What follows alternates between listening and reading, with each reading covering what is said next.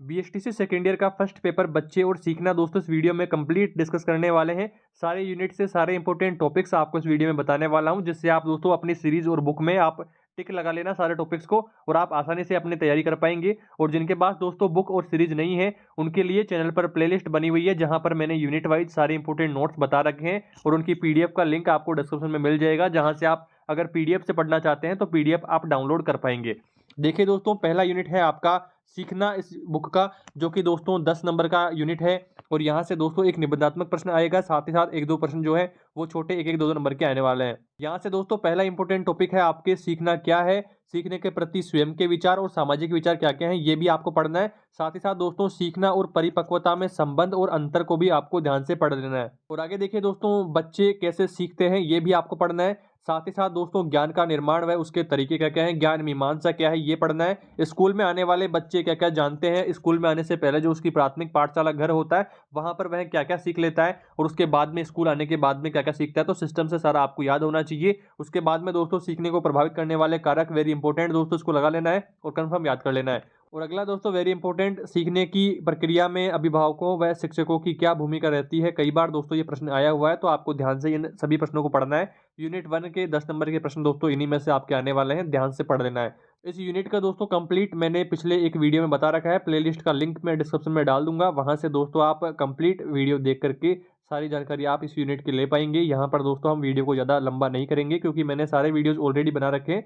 जिन्हें आप प्लेलिस्ट में जाकर के देख पाएंगे, वहां से आप कंप्लीट एनालिसिस कर लेना। इस वीडियो में बस सिर्फ आपको टॉपिक टॉपिक बताने वाला हूं कि कौन कौन सा टॉपिक आपको पढ़ना है। और देखिए दोस्तों, अब चलते हैं सेकंड यूनिट की ओर। सेकंड यूनिट का नाम है आपके सीखना, बुद्धि और अभिप्रेरणा। ये यूनिट भी दोस्तों आपके 10 नंबर का है और इसका पहला इंपॉर्टेंट टॉपिक आपको पढ़ना है बुद्धि की अवधारणा क्या है और ऐतिहासिक संदर्भ। सीखना हमने पिछले यूनिट में कवर कर लिया है, तो यहाँ पर हम दोबारा टाइम वेस्ट नहीं करेंगे।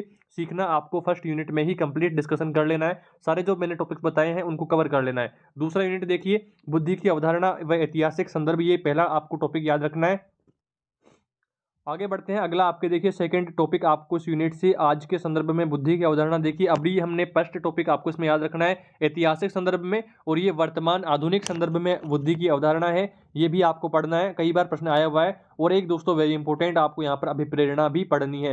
अभिप्रेरणा का प्रश्न भी कई बार आया हुआ है। अभिप्रेरणा की प्रक्रिया भी आपको ध्यान रखनी है, आवश्यकता, प्रणोद और प्रोत्साहन, ये भी आपको ध्यान रखना है। और ये देखिए मोटिवेशनल जो साइकिल है, ये भी आपको ध्यान रखना है कि आवश्यकता से प्रणोद चालक होता है, प्राणी में आंतरिक तनाव उद्दीपन जो प्रोत्साहन होता है, लक्ष्य प्राप्ति व सुरक्षा व संतोष, इस तरह से जो ये जो साइकिल है ये भी आपको ध्यान रखनी है। आगे बढ़ते हैं, चौथा पॉइंट है देखिए अभिप्रेरणा और सीखने में संबंध क्या क्या है, ये भी आपको ध्यान रखना है। आगे दोस्तों पांचवा पॉइंट है बुद्धि लब्धि यानी कि आईक्यू। आईक्यू में देखिए दोस्तों आपको ये फॉर्मूला ध्यान में रखना है, मेंटल एज बटे क्रोनोलॉजिकल एज इंटू 100, ये आपको फॉर्मूला ध्यान रखना है। आपको मेंटल एज देकर के क्रोनोलॉजिकल एज पूछ लेगा, आईक्यू दे देगा, इस तरह से आपको पूछा जा सकता है। ये फॉर्मूला आपको ध्यान रखना है, एक नंबर का प्रश्न आपको पूछा जा सकता है। आगे देखिए दोस्तों, अगला प्रश्न है बुद्धि संरचना सिद्धांत। अभी आपको ध्यान रखना है गिलफोर्ड का जो त्रिआयामी सिद्धांत है, ये आपको ध्यान रखना है। इसके जो तीनों पॉइंट्स है, संक्रिया, विषय वस्तु, उत्पादन, ये आपको ध्यान रखना है। और उसके साथ में ही दोस्तों वेस्लर का बुद्धि सिद्धांत भी आपको ध्यान से पढ़ लेना है। और अगला पॉइंट है दोस्तों बच्चों को अभिप्रेरित करने के लिए अभिभावकों की क्या भूमिका रहती है, ये आपको पढ़ना है। और उसके बाद में दोस्तों बच्चों को अभिप्रेरित करने में शिक्षक की भूमिका। अभी देखिए हमने बच्चों को अभिप्रेरित करने के लिए घर वालों की, अभिभावकों की भूमिका देखी थी, और अब दोस्तों आपको यहाँ पर शिक्षकों की भूमिका भी याद रखनी है। दोनों प्रश्न आए हुए हैं परीक्षा में। और इस यूनिट को दोस्तों कंप्लीट डिटेल में मैंने प्लेलिस्ट में पढ़ा रखा है, प्लेलिस्ट में जाकर के आप सारे यूनिट्स देख करके अपनी तैयारी कर लेंगे। और अगला देखिए दोस्तों यूनिट 3 है व्यवहारवाद एवं संज्ञानवाद। ये यूनिट भी दोस्तों आपके 10 नंबर का है, और यहाँ से भी दोस्तों एक नंबर आपके, यहाँ से भी दोस्तों आपके एक प्रश्न निबंधात्मक आने वाला है, और दोस्तों एक दो प्रश्न आपके छोटे एक एक दो दो तीन तीन नंबर के यहाँ पर आने वाले हैं। अगला देखिए यहाँ पर वेरी इंपॉर्टेंट प्रश्न है व्यवहारवाद क्या है, एक नंबर की परिभाषा आपको पूछी जा सकती है, या फिर आपको निबंधात्मक प्रश्न पूछ सकता है व्यवहारवाद के बारे में संक्षेप में लिखिए, या विस्तार पूर्वक व्यवहारवाद को समझाइए, इस तरह से प्रश्न पूछा जा सकता है। ये आपको डिटेल में पढ़ लेना है। आगे देखिए दोस्तों, आपको सेकंड पॉइंट पढ़ना है सीखने का बैंकिंग मॉडल क्या है, ये आपको पढ़ना है। और दोस्तों इसके बाद में आपको पढ़ना है सीखने का प्रोग्रामिंग मॉडल क्या है, और उसके बाद में आपको संज्ञानवाद की अवधारणा भी पढ़नी है। और उसके बाद में दोस्तों व्यवहारवाद और संज्ञानवाद में अंतर आपको विभेद पढ़ना है। और इसको पढ़ने के बाद में दोस्तों आपको पुनर्बलन भी पढ़ना है। पुनर्बलन देखिए स्किनर के सिद्धांत की पुनर्बलन दो तरह से समझाया गया है, सकारात्मक और नकारात्मक, ये भी आपको पढ़ने हैं। उसके बाद में दोस्तों आपको स्कीमा भी पढ़ना है, स्कीमा की अवधारणा और स्कीमा को किसने दिया था, कब दिया था, ये सारी जानकारी आपको रखनी है। और जीन पियाजे के अनुसार संज्ञानवाद क्या है, ये भी दोस्तों कई बार प्रश्न परीक्षा में आया हुआ है। और उसके बाद में दोस्तों आपको यहाँ पर पढ़ना होगा संज्ञानवाद के विकास में शिक्षक की भूमिका, पावलोव का सिद्धांत और स्किनर का सिद्धांत, ये आपको पढ़ने हैं।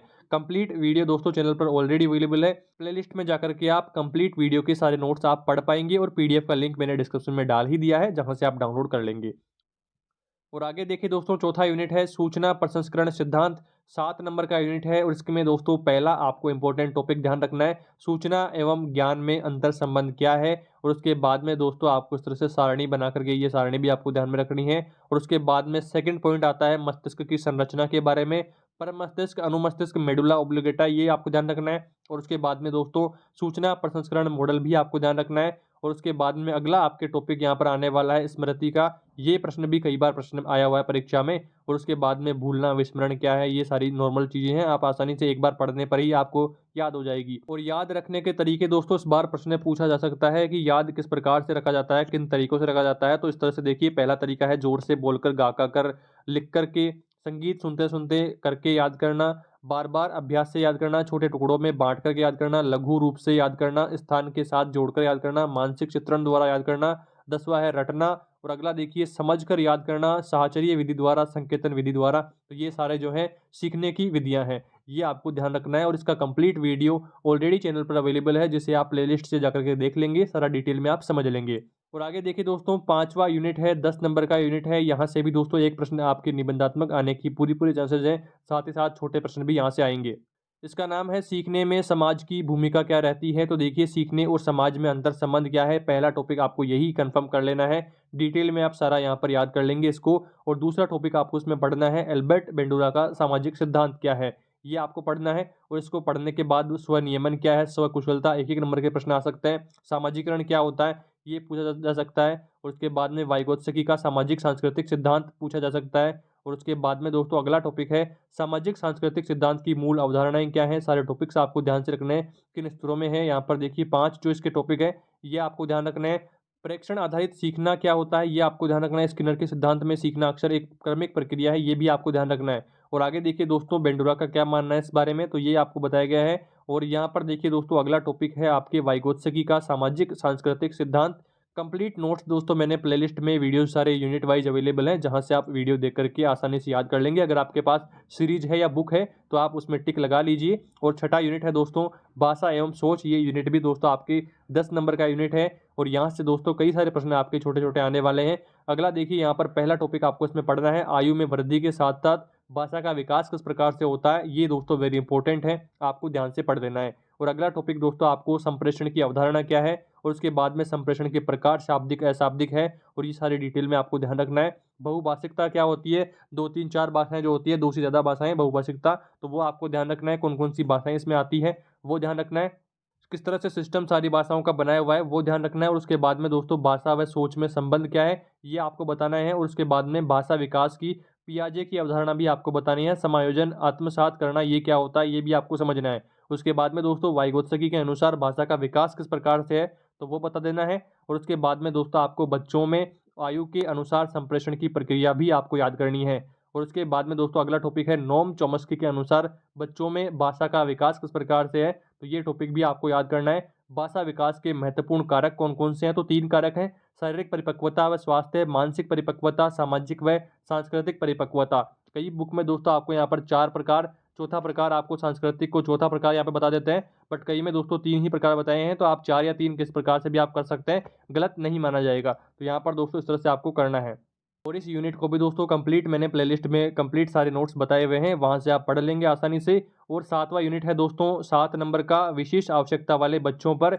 यहाँ से दोस्तों विशेष आवश्यकता वाले बच्चों के ऊपर प्रश्न आता है। तो पहला टॉपिक देखिए, विशेष आवश्यकता वाले बच्चों से अभिप्राय क्या है, कि किन बच्चों को विशेष आवश्यकता वाले हम कहेंगे। तो देखिए यहाँ पर जिनमें शारीरिक अक्षमता यहाँ पर होती है, किसी के आँख कान इनमें अगर दिक्कतें रहती है तो वो शारीरिक अक्षमता आती है, हाथ में पैर में इनमें दिक्कतें रहती है, तो उनको विशेष क्षमता वाले बच्चों की पहचान कैसे करेंगे, ये भी आपको ध्यान रखना है। और उसके बाद में समावेशी शिक्षा की अवधारणा आपको ध्यान रखनी है। और उसके बाद में दोस्तों आपको यहाँ पर अगला आपके इंपॉर्टेंट टॉपिक है, यहाँ पर विशेष आवश्यकता वाले बच्चों के प्रति शिक्षकों की क्या भूमिका रहती है, अभिभावकों की भूमिका क्या रहती है, ये टॉपिक्स आपको ध्यान से पढ़ लेने हैं। अगला यूनिट है दोस्तों आपके 8वां यूनिट खेल। यहाँ पर 6 नंबर का यूनिट है और यहाँ से दोस्तों खेलों के प्रति आपके प्रश्न आएंगे। पहला इंपॉर्टेंट टॉपिक आपको इसमें पढ़ना है पियाजे और वाइगोत्स्की के खेल के सिद्धांत। पियाजे और वाइगोत्स्की दोस्तों कई यूनिट्स में है, तो आपको कंप्लीट इनके बारे में जानकारी रखनी है। कई बार प्रश्न दोस्तों रिपीट होता रहता है, आपको पियाजे और वाइगोत्स्की तो याद करके ही जाना है। अगला देखिए दोस्तों, अगला टॉपिक है आपके बच्चों के विकास में खेल की भूमिका के आधार पर खेलों का वर्गीकरण किस प्रकार से है, तो वो ध्यान में रखना है। शारीरिक, मानसिक जो है और आयु के अनुसार खेल की प्रकृति में बदलाव किस प्रकार से होता है, ये आपको ध्यान रखना है। लिंग का खेल पर क्या प्रभाव पड़ता है, लड़कों और लड़कियों के सबके जो खेल अलग अलग होते हैं वो किस प्रकार से होते हैं, क्या उनमें फायदा नुकसान, वो सारे आपको ध्यान रखने हैं। सामाजिक वर्ग का खेल पर प्रभाव क्या पड़ता है, संस्कृति का खेलों के स्वरूप पर क्या प्रभाव पड़ता है, ये आपको ध्यान रखना है। परिस्थिति और परिवेश पर क्या प्रभाव पड़ता है, वर्तमान में खेलों के प्रति दृष्टिकोण किस प्रकार से है, तो ये आपको ध्यान रखना है। उसके बाद में दोस्तों आपका ये पेपर कंप्लीट हो जाता है। तो ये सारे टॉपिक्स दोस्तों आपको पढ़ लेने हैं। सारे जो वीडियोज हैं दोस्तों यूनिट वाइज चैनल की प्लेलिस्ट में अवेलेबल है। फिर भी किसी को लगता है कि मुझे वीडियोस से नहीं पीडीएफ से मैं अच्छा पढ़ पाता हूं, तो पीडीएफ का लिंक भी मैंने डिस्क्रिप्शन में डाल दिया है, डाउनलोड कर लीजिए। और परीक्षा के लिए आप सभी को ढेर सारी शुभकामनाएं। आई होप आप सारे टॉपिक्स को ठीक तरीके से याद कर पाएंगे। इस वीडियो में दोस्तों इतना ही, जल्दी मिलते हैं एक नई वीडियो में कुछ नई इन्फॉर्मेशन के साथ। Thanks for watching this video.